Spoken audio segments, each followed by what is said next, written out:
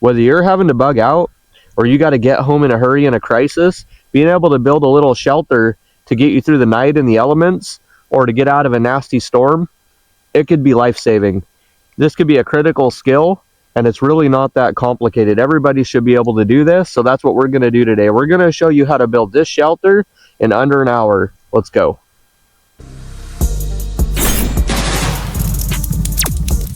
So this is why I find it so valuable to have a saw in my pack, because it can speed you up so much. And just these little cheap saws, this thing, it was like $10 or $12 on Amazon. It's got like a 7.5-inch blade.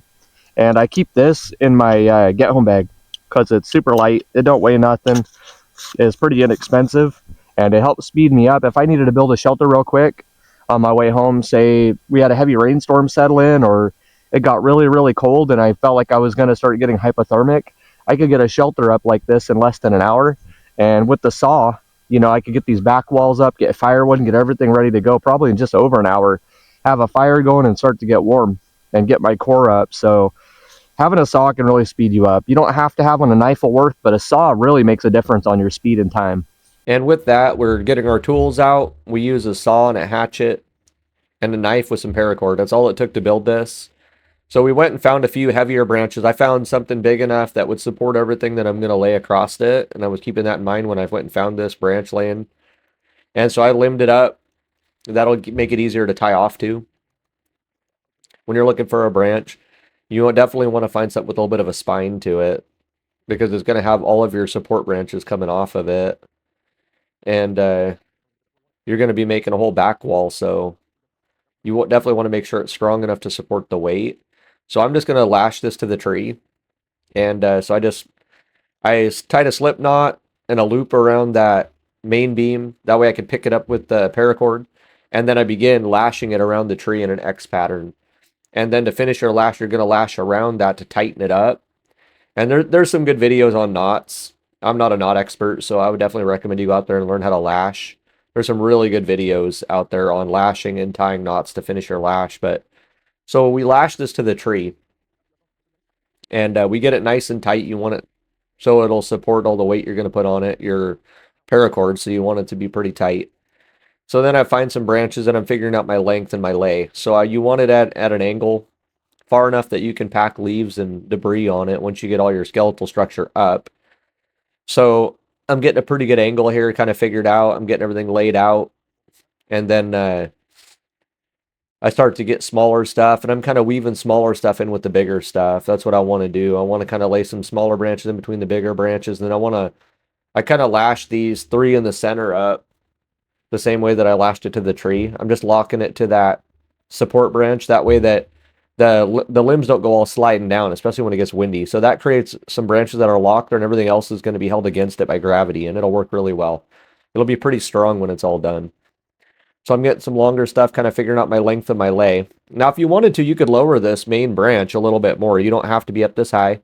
And you can lay it out to where this main branch is a little lower and the rest of your branches are laid out a little further.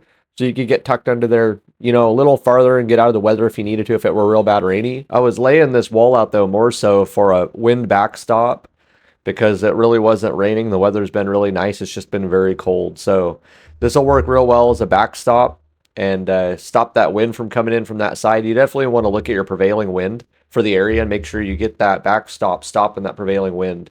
So that when we were building this, the prevailing wind was coming from that backside. It was perfect. The wind does tend to swirl through here a little bit, so sometimes it changes directions, but for the most part, the way we set it up, it'll stop the wind, and that's why I was kind of building that other little corner wall, was to help create another stop for the wind if the wind started swirling and changing direction. The biggest thing, you know, when you're building this is you're thinking about your fire, and you're going to be building your fire in front of this, that heat's going to pull into it, and so you want that to be able to capture that heat and not have the wind push everything away from you. So we're leafing it up. Now you can see we're stuffing the leaves in. I'm getting all those leaves packed in between the crevices. Right now I'm filling the bigger gaps. So I've got bigger wads of leaves with pine needles, and I'm going to start stacking this in the big gaps. And then once I get those big gaps filled, I'm going to come in and start laying the leaves from the bottom and working my way up, going back and forth across this. and layering it. So the thicker you build your leaves, the more insulated it's going to be and the more it's going to block that wind and hold the heat in. So that's what we're looking to do. We're looking to hold the heat in and keep this well insulated and it make a really good wind stop. And these do work really well. This is one of the best kind of shelters you could build if you don't have a lot of stuff with you. If you just got some paracord and a knife, you can put this together. So the saw speeds it up, but you really don't need anything else besides your paracord and a knife, a good bushcraft knife. You can see we're getting some good layering going on. It's getting kind of thick. We have a nice heavy layer of leaves and pine needles, and we just keep stacking it. Anywhere you see light or you feel gaps, you start pushing that in between the gaps and it'll start locking in there and really stuffing in those crevices. And what it'll do is it'll start building a wall as you add it out. It gets thicker, but it creates like a almost an interlocking system. You can keep stacking it on top of itself. So it's starting to get dark, but we did make our goal of getting this done by dark, and we were working on getting a fire going. So that's the next step. We set up our little area and built a fire. So you could lower this pole height and actually bring it down to help retain heat better, or lower if you needed to. And then also you could close in this front side. So you could stream branches off it just like we did here, layer branches and put leaves in down there, and we could close in the bottom third or the bottom half if we really wanted to hold heat and stay sheltered. If the wind was swirling and it was raining out here, it was snowing, or it was freezing cold and blowing sideways, we could close this off more to get out of the wind and move our fire a little bit over this way to the head of the hole where it's open, and we would be able to heat that area a little bit better. It's getting colder out here. We're headed for probably down in the 30s right now because it's supposed to get in the 20s tonight. And honestly, I am about sweating over here by this fire.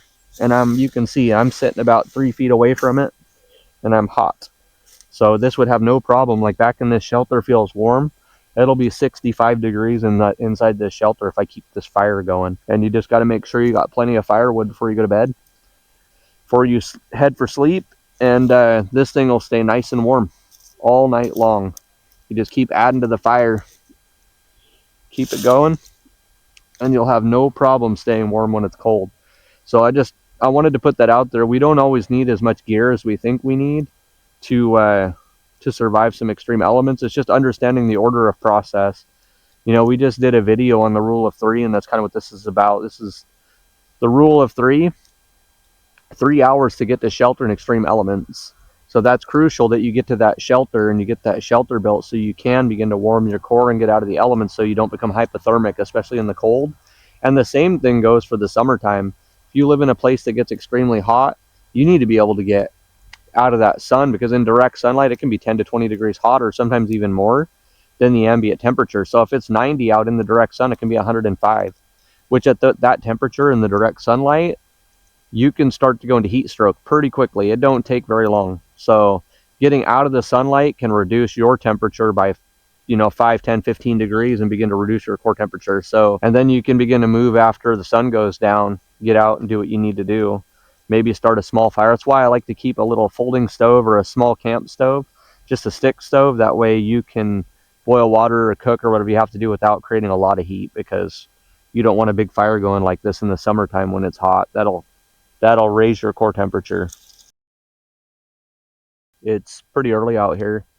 It's been pretty cold. It got down to freezing last night. It's in the low 30s out here, and you can see that we got our shelter up. We had that finished before dark last night. We got our fire going before dark, and we ended up building a firewall to help retain some of our heat, which we'll show you. That we'll go around this and show you guys. But kind of the point that I want to put out there is you don't always need a lot of gear to survive. Sometimes it's just having the right gear, and that's where, a lot of times I think having a good saw, which I really like having a saw in my packs. I keep a little saw in pretty much all my packs. Just a little folder. This is a bigger one. I have this in my go bag, but I have a smaller version of the same thing in my get home bag, and then a little hatchet if you can. You don't always have room, but if you have room for a little lightweight hatchet, that right there can be a valuable tool. That helps speed us up probably by twice. I mean, we'd probably cut our time in half on how long it would have taken us to put all this up just by using the hatchet. So sometimes it's the right tool. And then having a good knife, just a heavy knife, can help you out a lot. And then some fire starting gear and just your basic stuff. I mean, we didn't have a lot. Paracord. Honestly, a paracord, a little saw, and a knife with a fire starting kit. I mean, you can survive most situations, especially as long as you have access to water. You know, you keep a way to boil water, a water filtration system, and you're pretty well good out here.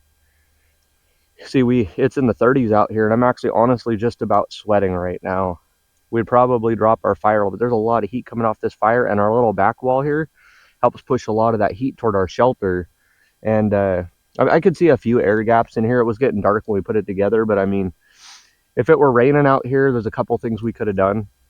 A space blanket or an emergency blanket or an emergency tent can become a rainfly or a tarp. But with something like this, I could take that emergency tent and not even use it as a tent, but I could stretch it over top of this as a rainfly with some paracord and make this 100% waterproof, and it's insulated because it's got all the leaf and all the branches on it. Okay, so many times these emergency tents get overlooked for what they can do. And I know as far as an emergency shelter goes, these things can be fairly useless sometimes, but what they get overlooked for is as a rainfly. And we talked a little bit about this earlier. We're going to build a little rainfly and put it up over our shelter. That way we can keep the rain out. We'll make 100% waterproof rain shelter that keep you out of the elements. So if it started torrential downpouring, this would be a way to cover your shelter up. You already got good insulation on a primitive shelter. So just by pulling a rainfly over it, now you're 100% protected from the elements.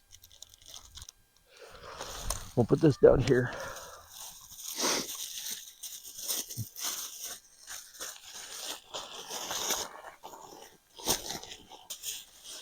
So these are double layered, rolled and folded over,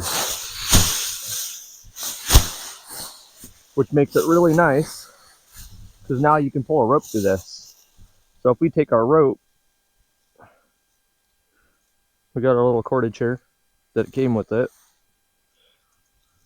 and we are going to make a tie-off spot up in our tree. They actually give you quite a bit right here, like this. And now what we'll do is we're just going to tie. That branch is kind of in my way. Okay, so now what we'll do is we'll just tie a regular, we'll just put a slider knot in this. We'll come around this. We'll come around this.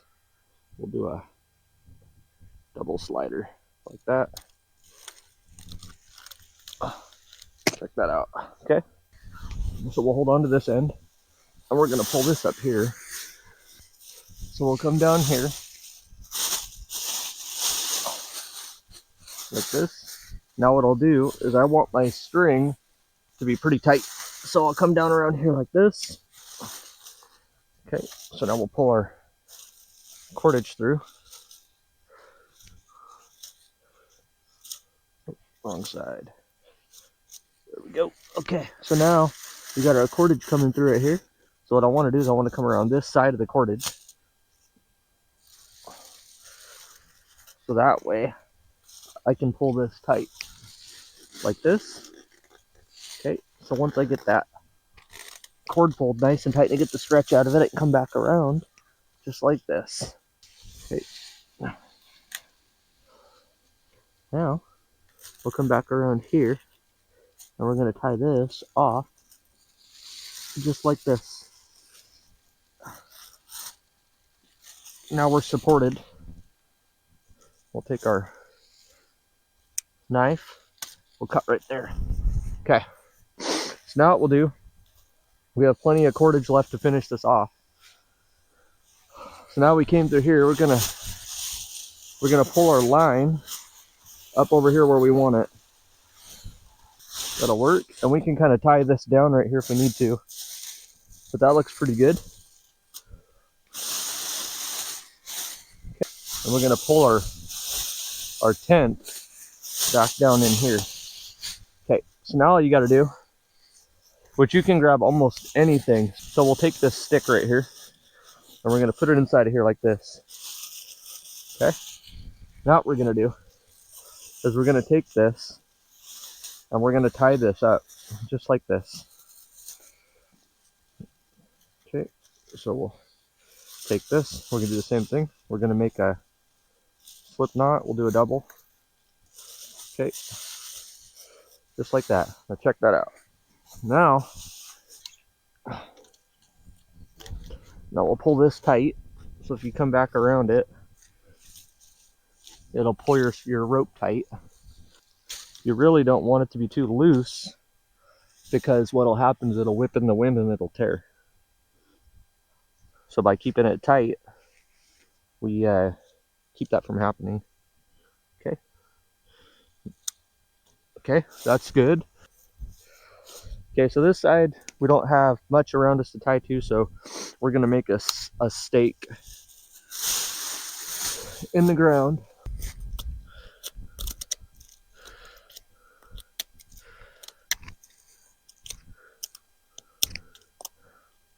There we go. We'll make a stake out of that. We'll go right here.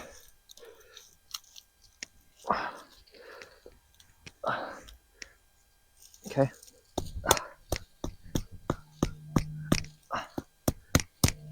You don't want the wind to be able to pull this thing out in this corner.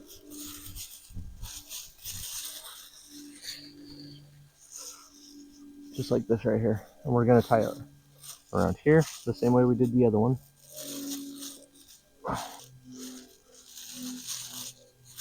Okay, then we'll come around this, like this. So once I pull this, it's gonna tighten it up. That.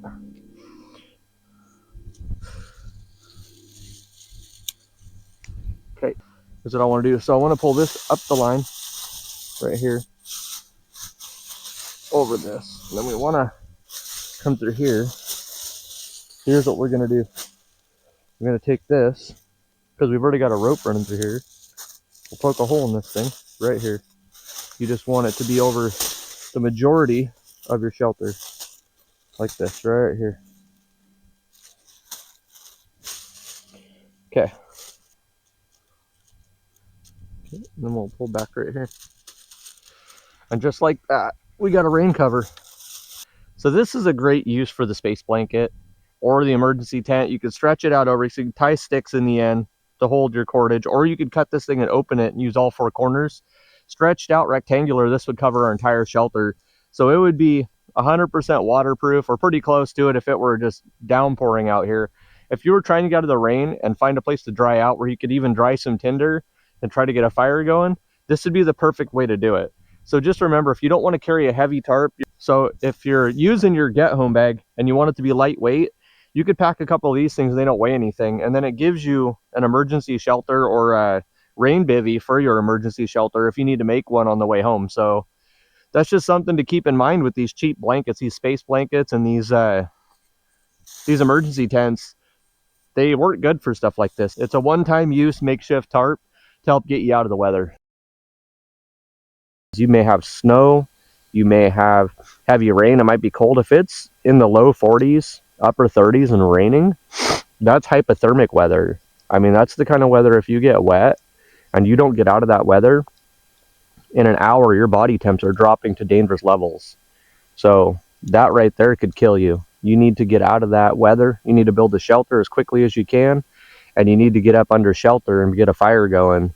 So something like this right here, just being able to get off in the woods real quick and set up a quick camp where you got a fire where you can heat your core, you can get out of the rain, could be life-saving. So we'll show you a walk around of this. We did add a second part to this wall to help deflect more heat back to the shelter and break up some of the wind, and it helped a lot with the wind swirling through there. But you can see the wall kind of pulls together. We just staked some stakes in the ground and used those to retain our bigger pieces of wood, our little logs. That worked out pretty well. So being prepared is more than just buying gear, and having some solid bushcraft skills and basic survival skills could be crucial in a real bad situation. So I highly recommend getting some bushcraft skills, learning some skills, and buying some basic bushcraft gear just to keep with you in your packs. Because being able to build something like this shelter could be life-saving if you had very limited resources.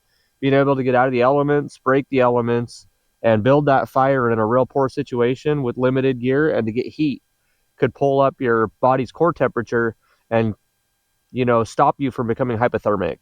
So just remember that some basic bushcraft skills can go a long way. Thanks for watching. If this is the kind of thinking that speaks to you, hit subscribe. I'll be covering gear, prepping systems, homestead tactics, and off grid survival. Don't get caught off guard. Let's get ready together.